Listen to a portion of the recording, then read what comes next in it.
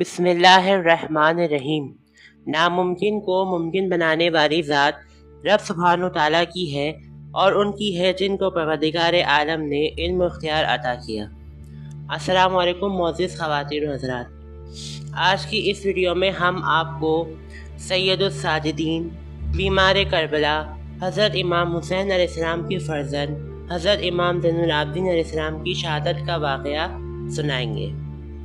چلیں چلتے ہیں اپنی ویڈیو کی جانب۔ واقعہ کربلا کے بعد جب اہل حرم کا قافلہ مدینے واپس آ گیا تو آپ علیہ السلام نے مدینے میں سکونت اختیار فرمائی اور امامت کی ذمہ داریاں انجام دی اور مسلسل گریہ و زاری میں اپنی زندگی بسر کرنے لگے۔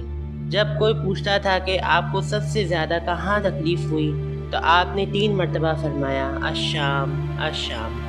آپ جب بھی قصاب کی دکان پر جاتے یا بازار سے آپ کا گزر ہوتا تو آپ گریہ و زاری کرتے۔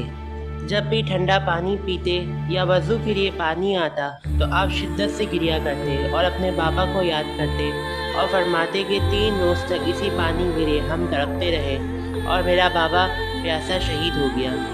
اس طرح آپ نے اپنی پوری زندگی 40 سال تک گریہ و زاری میں بسر کی۔ بالآخر وہ وقت قریب آ گیا جب آپ شہادت کی منزل پر فائز ہوئے۔